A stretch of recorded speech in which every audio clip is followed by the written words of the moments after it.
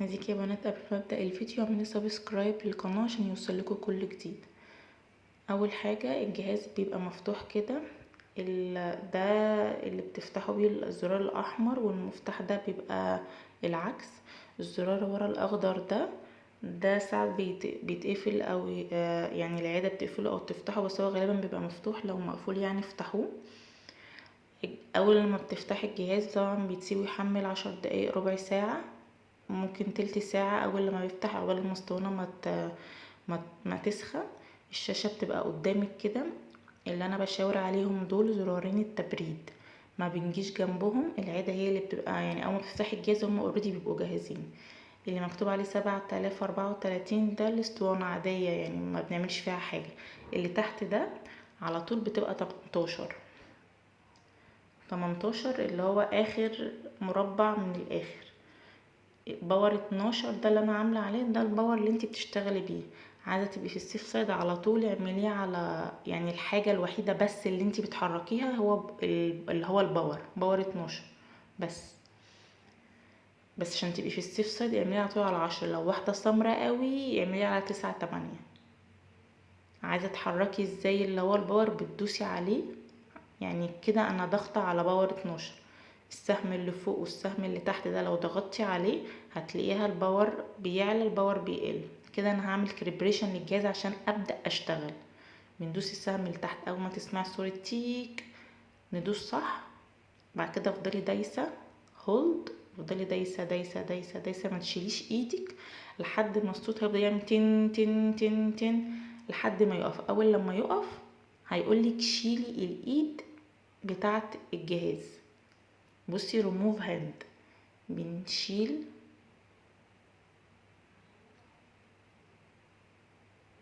انا عايزه اقول لكم ان في العياده بيبقى في عدستين، بيبقوا في حاجه اسمها سايدكس. تاخدي العدستين بتحطيهم قدامك على منديل، بعد كل بيشنت بتحطيها في السايدكس بتاعه.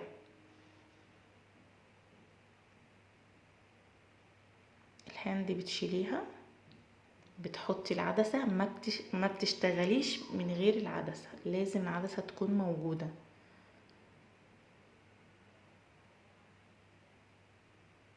بصي بتحطي العدسه ازاي.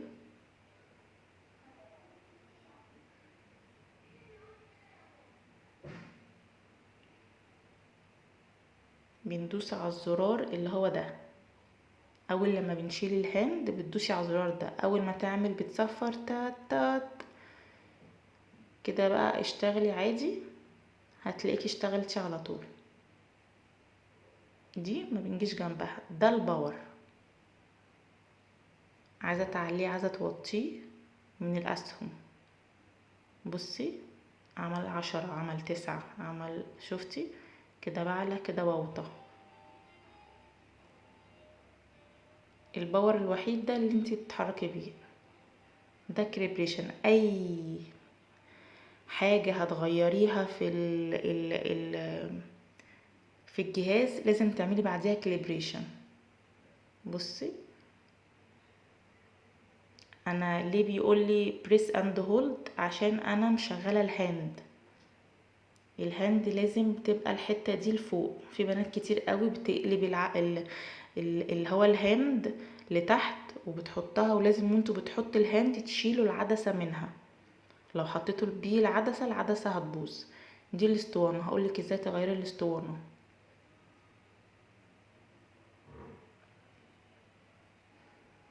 وانتي شغاله عادي لو لقيتي الجهاز عايز هو بيحمل، افتحي الاسطوانه كده عشان تشوفيها فاضيه ولا لا. وانتوا بتلفوا هتسمعوا صوت عشان ما تتخضوش، يعمل تش مره واحده عادي. امسكوا الاسطوانه وهزوها كده، لو لقيتيها فاضيه خالص يبقى كده فاضيه. هي لكن الاسطوانه دي مليانه، بتفتحوها كده عامله زي اللي هو اللمبه وبترجعوها تاني.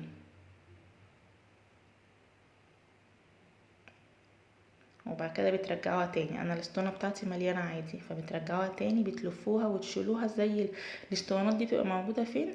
لا بتبقى عندك جوه في العياده. لا بتقولي لبنت هو الريسبشن بره انا عاوزه اسطوانه بس. اول لما بتحطيها، بصي انا برجع الفها ازاي تاني.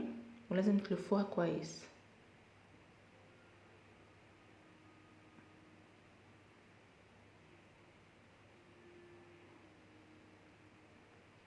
ده الكفر بتاعها. بتدوسوا صح هتلاقيها بتحمل. اول لما تسخن هتلاقيها خلاص التحميل خلص، بس عشان هي متحملة خلاص.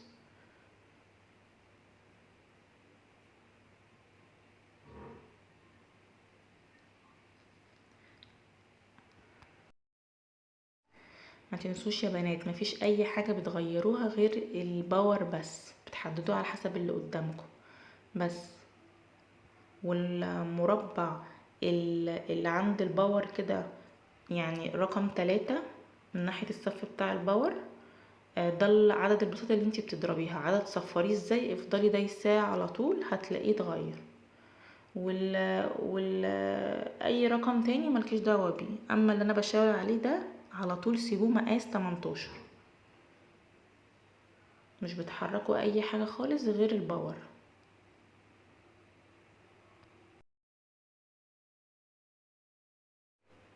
طبعا دي الاسطوانات بتبقى مليانه، ولو مش موجوده عندك قولي للريسبشن انا عايزه واحده.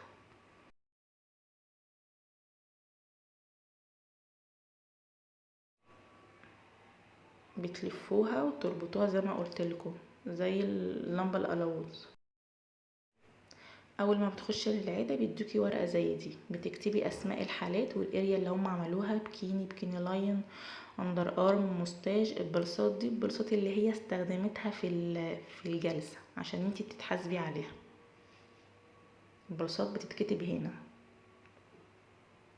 لما تيجي تضربي اول حاجه هيكتب لك 1 2 3.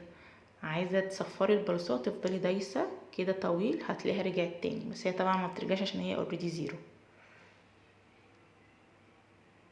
بتكتبي طبعا اسمك واليوم والتاريخ بتاعك تحت، بس اهم حاجة عندهم الاريا والبلصات والاسم.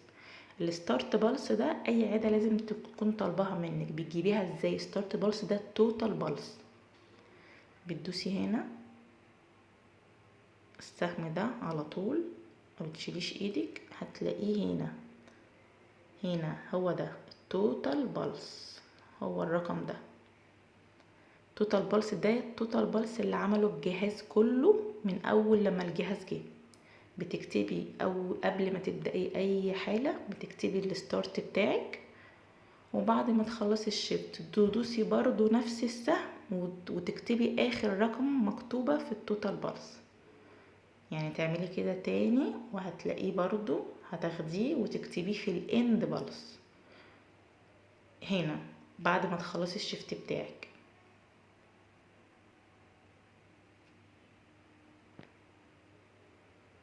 اهم حاجه يا بنات الايد بتاعه الجهاز دخلوها كويس، عشان في بنات على طول بتطلعها وبتقولي الجهاز مش شغال. واهم حاجه الكاليبريشن اللي انا وريته لكم، اللي هو السهم اللي تدوسوا السهم اللي تحت تسمعوا الصوت تيت تيت كده. انا بقول لكم ان انا مش فاتحه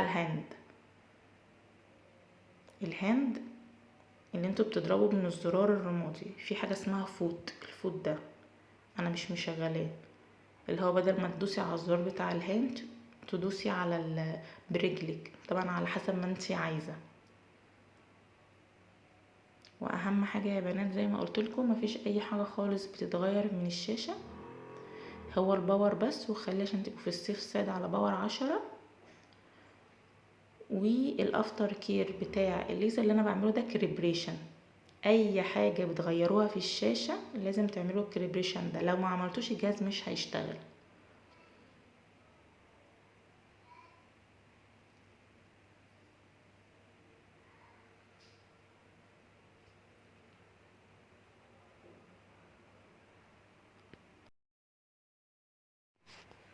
لو في اي حاجة بتنسوها افتحوا الفيديو قدامكم من على اليوتيوب ويعني خطوة خطوة بيه. انا بس كاتمه الصوت، لكن كل خطوه يعني مثلا لما تيجي تعملي كريبريشن كانه بتضربي بلس تن تن تن تن تن تن كده. انا بعمل كريبريشن اللي هو ادوس صح وبعد كده بريس اند هولد لو استفدتوا يا بنات اعملوا سبسكرايب واعملوا لايك للفيديو.